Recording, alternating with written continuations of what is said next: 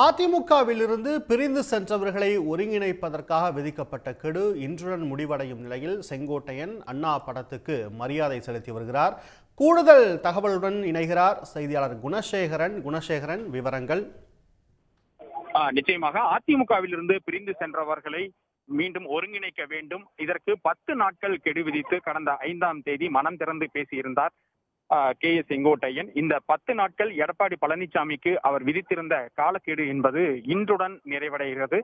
அடுத்த கட்டமாக அவர் இந்த மாதிரியான நடவடிக்கை எடுக்க இருக்கிறார் என்ற ஒரு பெரும் எதிர்பார்ப்பு நிலவி கொண்டிருக்கக்கூடிய சூழ்நிலையில் இன்று கோபிச்செட்டிப்பாளையம் அதிமுக அலுவலகத்தில் அண்ணா பிறந்த நாளை தற்பொழுது அவர் கொண்டாடி வருகிறார். அதிமுக அலுவலகத்திற்கு முன்பாக அலங்கரிக்கப்பட்டு வைக்கப்பட்டிருந்த பேரறிஞர் அண்ணாவினுடைய திருவுருவ படத்திற்கு மலர் தூவி தற்பொழுது மரியாதை செலுத்தி வருகின்றார்.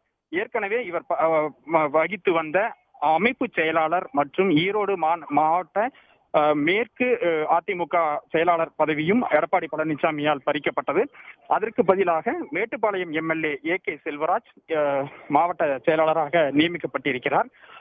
இந்த சூழ்நிலையில் தற்பொழுது கட்சி அலுவலகத்தில் KA செங்கோட்டையன் அண்ணா பிறந்த நாளை கொண்டாடக்கூடிய சூழ்நிலையில் புதிதாக நியமிக்கப்பட்டிருக்கக்கூடிய மாவட்ட செயலாளர் AK செல்வராஜ் தலைமையில் எடப்பாடி அணியினர் தற்பொழுது கோபிச்செட்டிப்பாளையம் MGR சிலை அருகே தனியாக அவர்கள் அண்ணா பிறந்த நாள் விழாவை தற்பொழுது கொண்டாடி வருகிறார்கள்.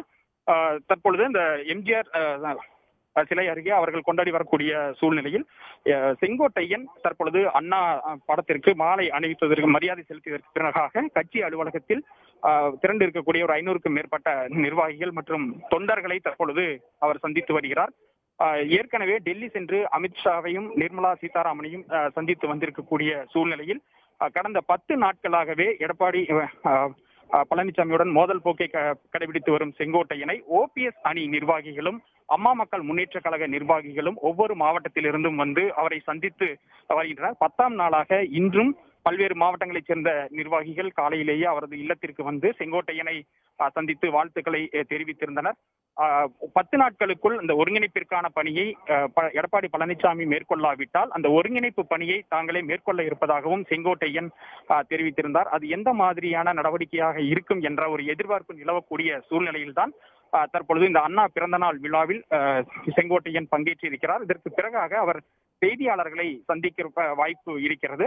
அதில் அடுத்த கட்ட நடவடிக்கை குறித்து அவர் தெரிவிப்பார் என எதிர்பார்க்கப்படுகிறது. விவரங்களுக்கு நன்றி குணசேகரன். உடனுக்குடன் செய்திகளை தெரிந்து கொள்ள சன் நியூஸ் பெல் ஐகானை கிளிக் பண்ணுங்க.